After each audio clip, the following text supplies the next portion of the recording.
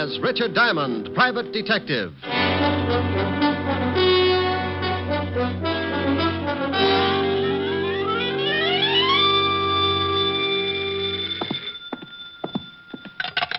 Diamond Detective Agency, a corpse to fit every pocketbook. Rick? Oh, hello, Helen, baby. Let me sit down. Oh. Rick, what's the matter? You sounded like your arches just broke. You got the right idea, baby. Oh, but your geography is cockeyed. Are you really hurt, Rick? Believe it or not, I was trampled by a herd of horses. Oh, Rick, you idiot. Now tell me what did happen. Okay, one horse. He ruined me for life. You went horseback riding? Oh, I don't believe it. Yeah, want to see my bow legs? You actually did. Uh-oh. Took a girl to get you to ride a horse. But it was some slinky blonde. No, baby, it was a Palomino. And look, let's get off horses. I've had enough to last me. What's with the early call? Early? Rick, did you just get in? It's after 11. I was dreaming of you, baby. You wouldn't have wanted me to stop just to get into the office. It's probably a whole harem. Helen, you got to stop that peeking. You read the morning papers? They come out in the morning? Now, you stop that. Did you read them? Well, didn't have a bet down. Why? You on the society page again? Oh, much more exciting than that.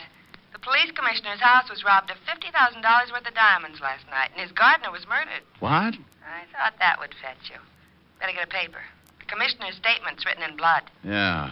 And if things don't wind up fast, tomorrow's statement will be in Walt Levinson's blood. It'll be his case. Now, you stay out of it, Rick. This thief cuts throats. Yeah, I'm scared. Are you, Rick? Well, come over tonight, and I'll frighten you at close range. Say 8. I'll practice my knee knocking so I'll be in good form. And stay in.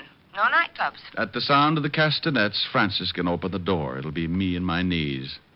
See you tonight, baby. Bye. Is this the Diamond Detective Agency? Just like it says on the door. Come in and close it gently. My Japanese beetle's still asleep. Asleep? He's got a better union. Sit down, Mr. Burton, Phineas Burton. What can I do for you, Mr. Burton? Well, I want to hire you if it's agreeable. Well, for $100 a day in expenses, I'm pretty agreeable. Well, that's fine. I have a package I want you to deliver to a party in Philadelphia. You can get a messenger for $5, or if you're hard up, a carrier pigeon for a handful of popcorn. Why a detective? Well, I'm perfectly capable of judging for myself what I need, Mr. Diamond. Now, here's $300.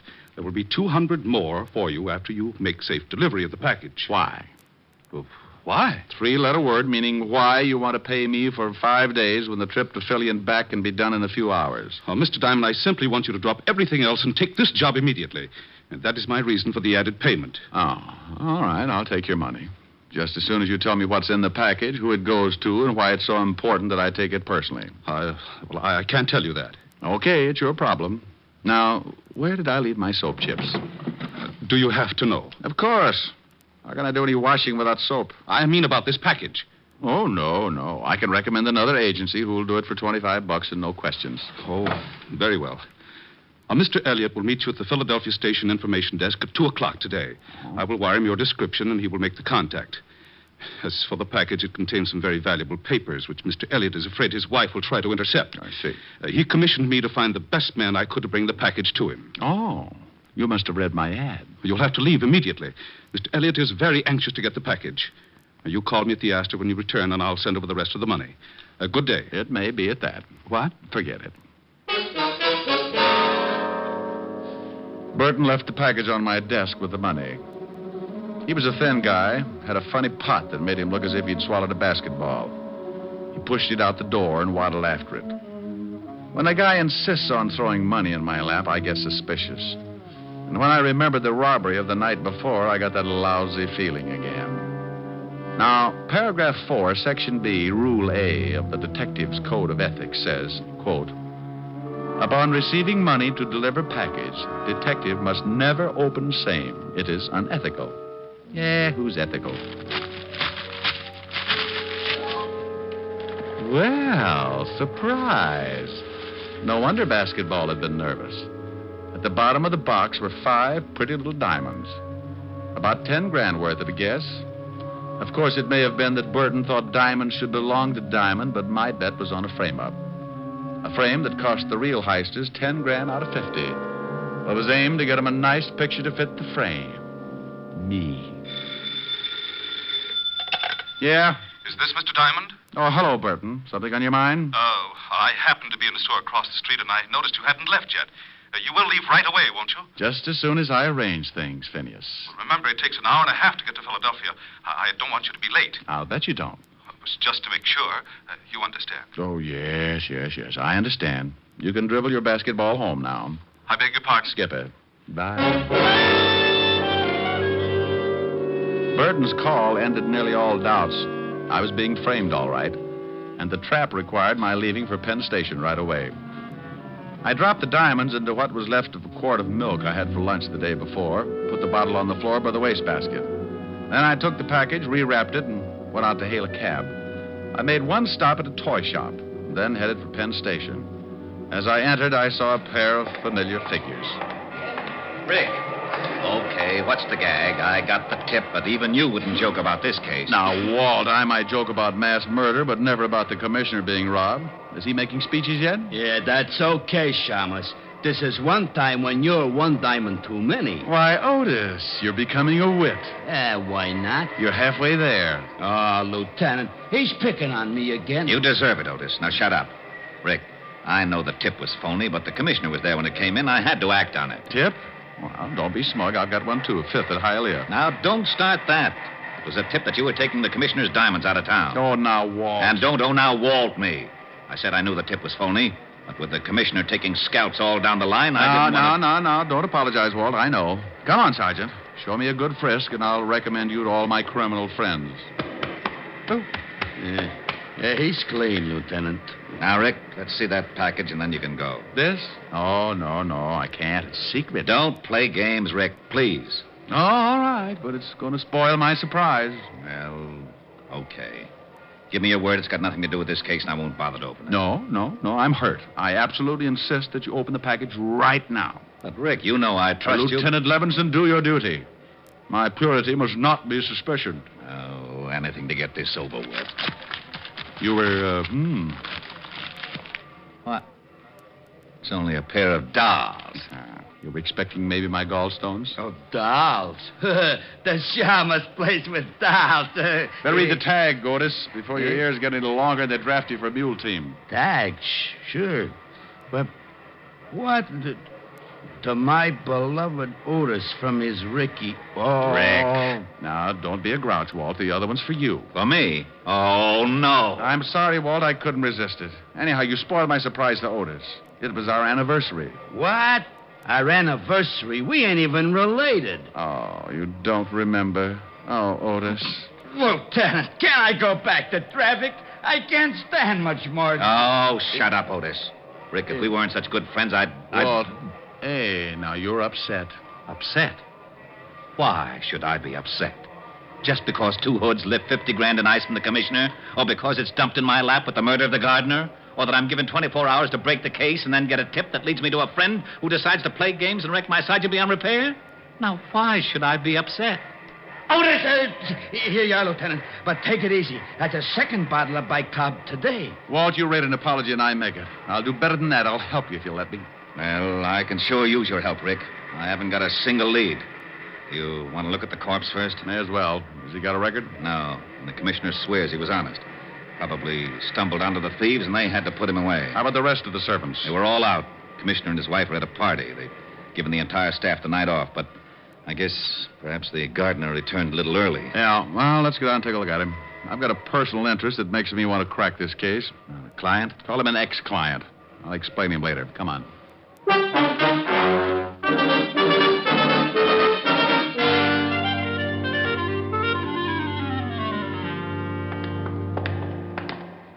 Here he is, Rick. Nasty cut. How was it made? Well, it could have been a sharp knife, but it's a safer bet that it was a razor. Remind me not to go to his barber. What safecracker's got enough nerve to pull his job, Walt? Well, I got 3 guys that could fit the job, but not one of them has ever been known to carry a weapon of any sort, much less a razor. Correction. One dealer, that gardener's playing a lousy joke on us. I suppose this could have been the first time one of them carried a razor. I don't buy that, neither do you. Give me the names. I want to talk to them. Maybe I can get a lead of some sort. Sure. Here they are. And please, Rick, call me if you get anything. If I can find a nickel. Bye.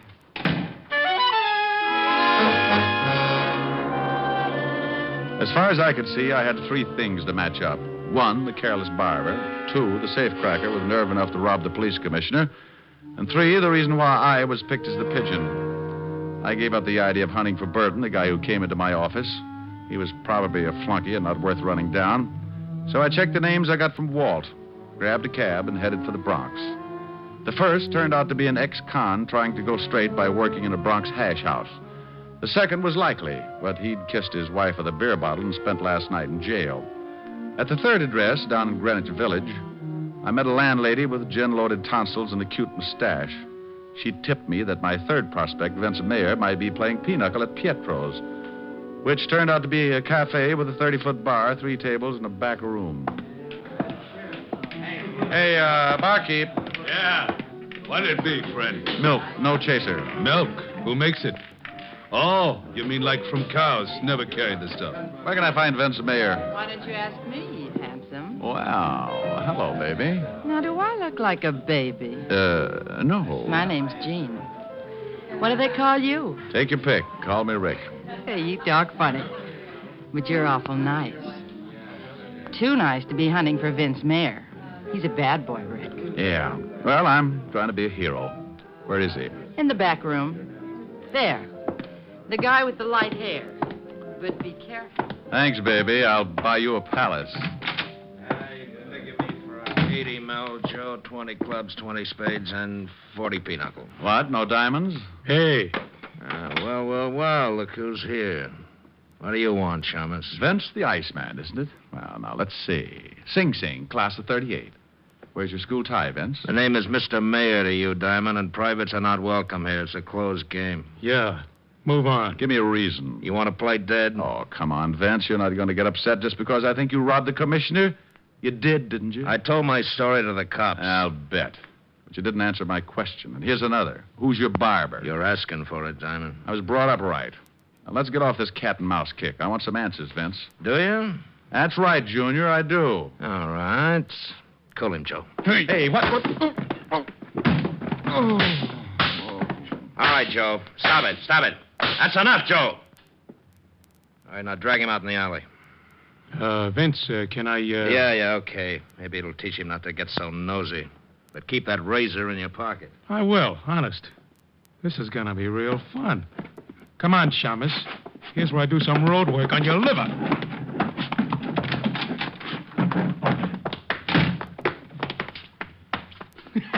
Here, Mr. Diamond.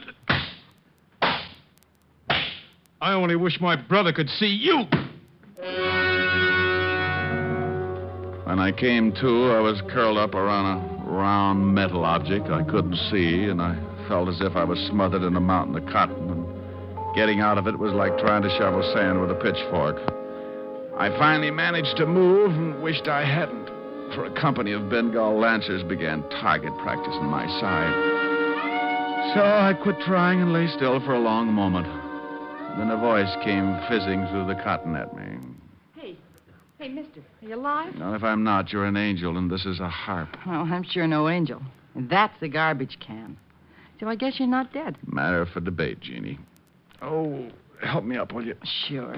Here.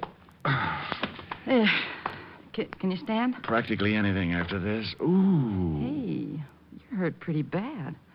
Come on, lean on me. My place isn't far. I'll take you there so you can lie down. Best offer I've had today. Lead on, Angel.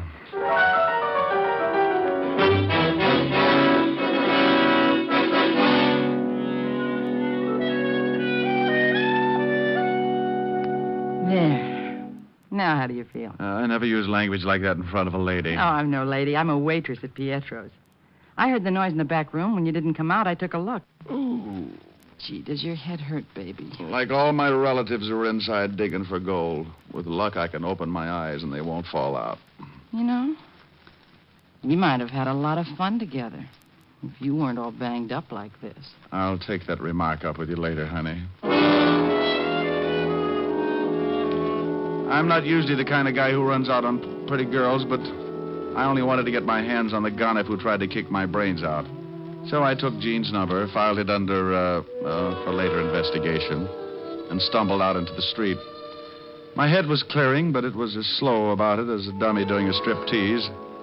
Maybe that's why I didn't notice when I came out of the house that I had two guys for company. Hello, Diamond. Huh? When Pietro told me Jane had run out, I thought I might find you here. She always goes for guys like you. Well, she has taste. I'm glad you came around. I have a few things I want to discuss with you and Joe here. Hold it, Chalmers, or I'll show you how easy it is to get rid of your troubles. Now, that's a pretty little gun. Aren't you stepping out of character, Vince? You're supposed to be a smart one. You're getting on my nerves. Yeah? Well, put the gun away and I'll quiet you down a little. You want me to mess him up again, Vince? And what's with you? Come to do your job over again? I may at that. Yeah? Well, you got 32 teeth, Sonny. Want to try for none? Why, you... I got some questions I'd still like to have answered. Why was I picked as pigeon? Why me? You're getting a little too smart, Diamond. Now, listen. I know you got wise to Burton, so it figures that you still got the package. Now, I got no reasons to give you $10,000 worth of diamonds. I want them back. Oh, dandy. I've got big news for you, Buster. You're not going to get them. Don't make any mistakes, Diamond. I'll use this gun if I have to. Go eat a tombstone. Joe. Yeah, how's your stomach ache? Wait a minute, Joe. Now, Diamond, look, you can have a choice. You bring the rocks to me at Pietro's in an hour and we'll forget the whole thing. Or don't. And I'll send Joe with a few friends to call on you. And for the last time. For a few sick minutes, I leaned against the wall, wondering if I wanted to live. One thing I was certain of was that Vince Mayer was never going to get those diamonds back. Or was he? An idea began to percolate in my head to the tune of an old rhyme about a goose and a gander. And I got inspired enough to sit up and forget my aching ribs. When it simmered into a full-scale boil, I grabbed a cab, went back to my office, and got the diamonds out of the milk bottle where I'd hidden them. Then I headed for the village fast. I was soon banging on a door there like a drummer playing Bob. So I owe you money. Hold your horses. Well, if it ain't my cripple. I got the bruises to prove it. Come on in. Are you really recovered? What? Oh, no, not that much, Angel. Then? I need some answers. What do you know about Vince and Joe? Not too much. Enough to dislike him plenty. That Vince got me canned for leaving Pietro's to take care of you. That's why I'm back home. I know he's a smoothie, and I think he's a big-time jewel thief. That much I know. How about Joe, the dog-faced boy? Him, he's just a punk. I think his real name is Fanchi or Franchetti or some such thing. Franchetti? Yeah. I don't know why, but they call him Joe the Barber. Oh, Joe the Barber. Yeah. Isn't that silly? If he cuts hair, it isn't. But I'll lay 8 to 1 this guy works on throats. Thanks, Angel. You've tied up my 3 points. What are you talking about? Your friend Vince Mayer lifted 50 grand in ice from the police commissioner last night, and his accomplice, Joe, gave the gardener a shave. You mean murder? On the button. The gardener's throat was sliced from life to death. And now, baby, look.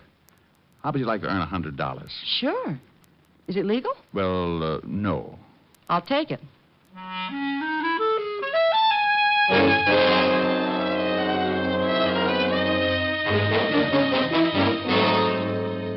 Now, where is he? Will you tell me? Where's Rick? I know where I'd like him to be. I'm worried, Otis. Seriously. Rick is in this thing up to his ears. You mean he was in on that job? Don't be stupid, Otis. Of course not. Rick's no crook.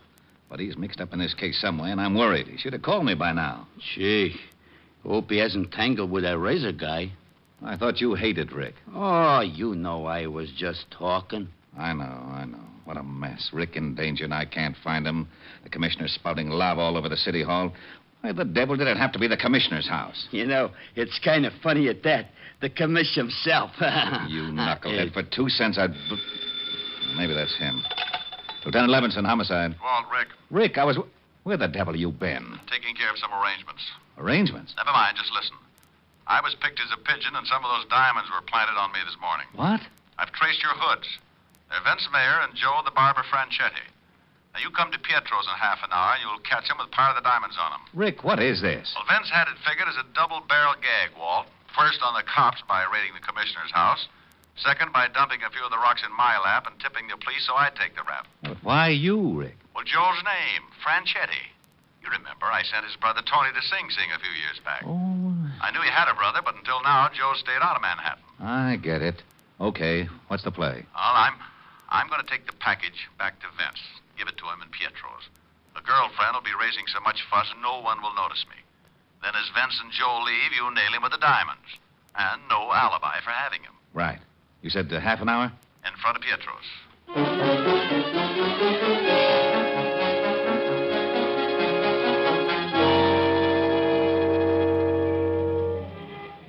Take a peek, Angel. Through the window. There's my party at the back table. Now, you know what to do. Yeah. I keep yelling till you get back to me. Right? There's rain. I'll make it a good one. I got good lungs. Let's go in.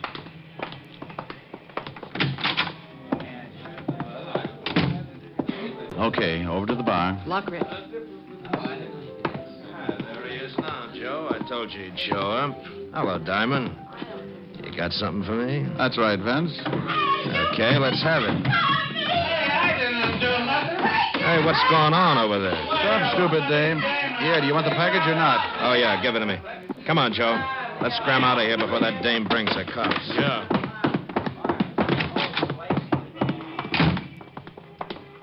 That's an easy way of getting back to 10 grand, ain't it, Vince? Shut up. Come on.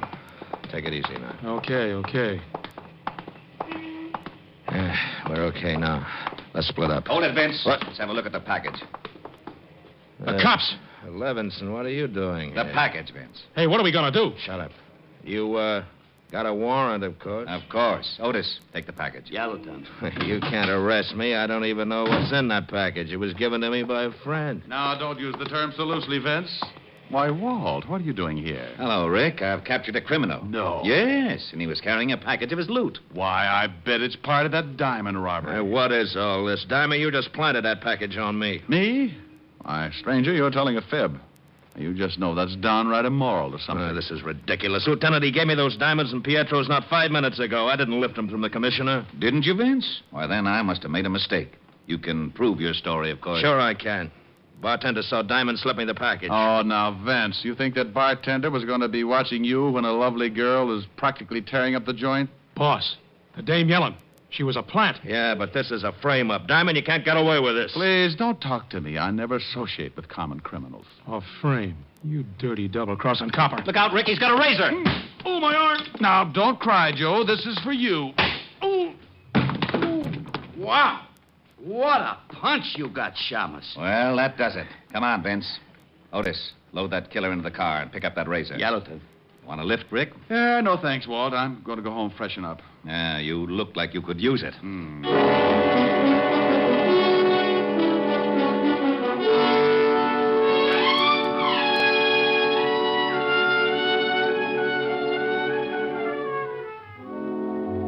I left Walt and headed for my apartment, where I grabbed a stomach full of vitamins and planted myself under the hot shower.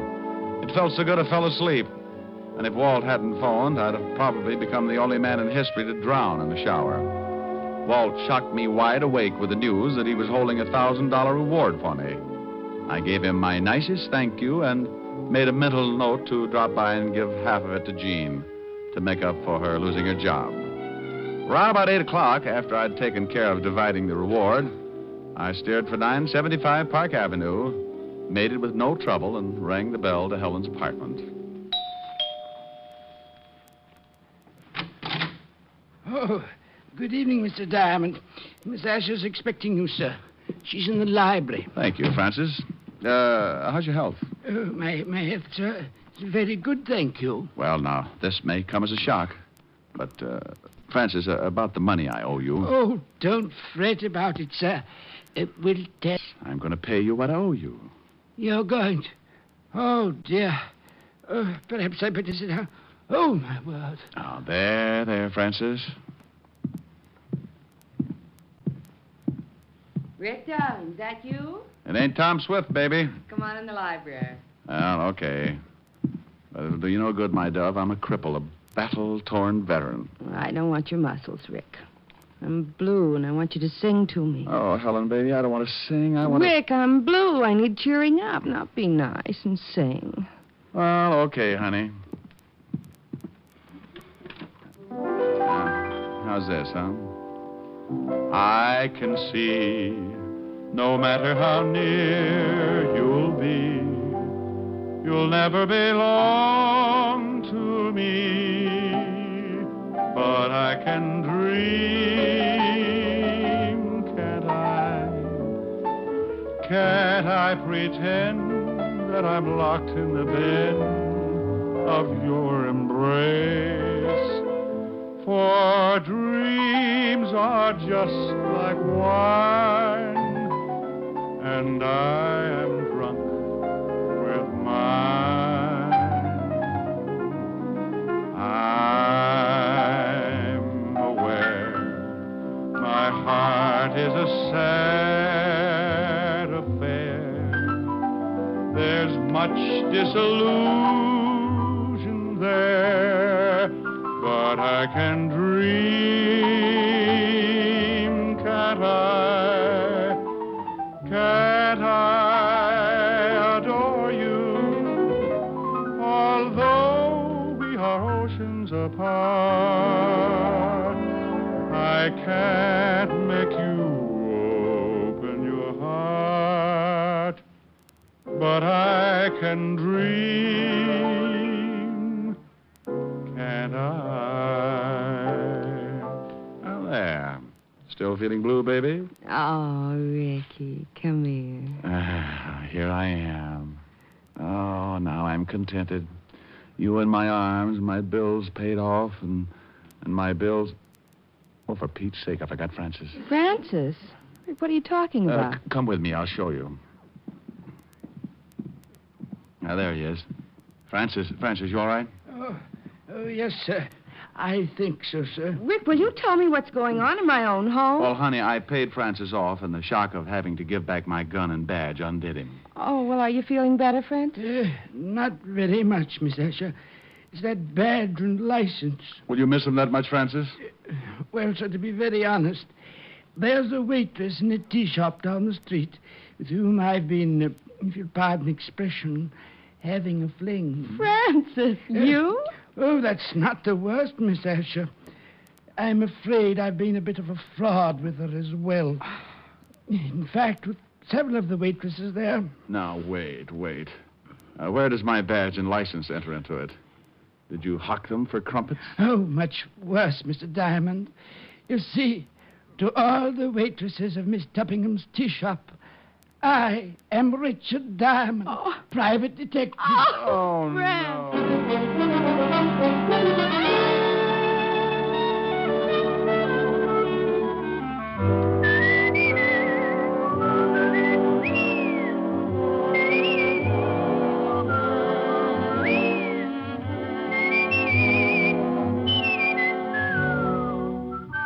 You have just heard Richard Diamond, Private Detective, starring Dick Powell. Helen was played by Virginia Gregg, Jean Tatum, William Conrad, Tal Avery, and Bob Carroll.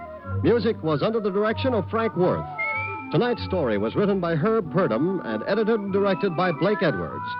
See the Richard Diamond picture story in the December issue of Movie Stars Parade. Dick Powell soon will be seen in the screen version of the best-selling novel, Mrs. Mike. Now, this is Eddie King inviting you to be with us again at the same time next week when we will again bring you Dick Powell as Richard Diamond, Private Detective.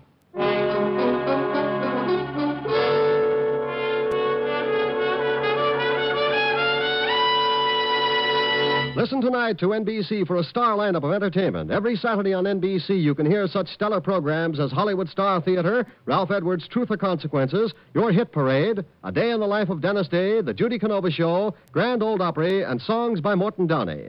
There's always a program of interest on NBC, so keep tuned here. Shortcut to Death with Fred McMurray is next on NBC.